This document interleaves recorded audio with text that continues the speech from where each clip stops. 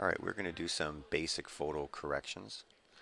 This is what the end file is going to look like. The startup file, file open, is found in this path: T drive, pickup, CTS courses, Multimedia Design 10, digital photography, Photoshop CS5 content DVD, Photoshop CS5 lessons, lesson 2, and I want to click on O2 start. We're going to be placed into the camera raw. So you can experiment with all these settings: exposure, recovery, fill light, blacks, brightness, contrast, etc. Select the white balance tool. Now we need to get an accurate white color. So we're going to select the shoe, the white on her shoe, and that's going to adjust the color slightly. Please refer to page 52 to get the correct settings for exposure, for recovery, for blacks, contrast, and etc. That's on page 52. When you're finished with those settings, open up the image. Now in the Tools panel, we need to straighten this image. It's crooked, so in the Tools panel, I need you to select the ruler, which is found with the eyedropper. So here's our ruler tool, and click the upper left corner, and where it meets the white space here, we'll just do that. Click again. Click the straighten button in the options bar. So click the straighten up here at the top of the work area. Straighten and crop the image.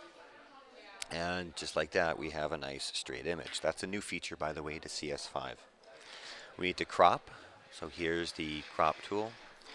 And the dimensions, we're going to select a width of 3.5 and a height 2.5. Okay, press enter. And now drag a crop marquee around the image. We're going to lose some of the image, but not a big deal. Okay, so there we go. We have the correct size.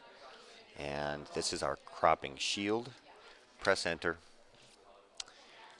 And now we're going to replace colors in the image. I want you to zoom in on the child's hat. Here's your zoom tool.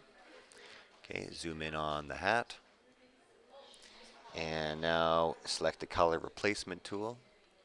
So here is the color replacement. Whoops. Here's the color replacement tool. Lives with the brush. Click the foreground color swatch. So here's my foreground color. And we want to select a color of green. Specifically, it's these coordinates: 49, 184, and 6. And now we'll go OK. And as this is selected, in the options bar up here, we're going to choose a slightly different brush. I'm going to click on the brush, and I want 15. Hardness should be 40, and spacing will be 25%. Now I'm going to start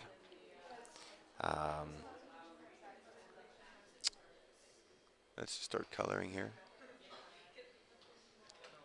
and we'll color her hat green. You can change tolerance. Make sure anti-alias is selected. Paint from the middle towards the outside edge. So I got to get that little bit there. I missed some up here. Don't get coloring too much, or she'll have a neon green hat. Double click, and we can see we've replaced the color. So that takes us to the end of page 55. Next, we are going to adjust saturation with the sponge tool.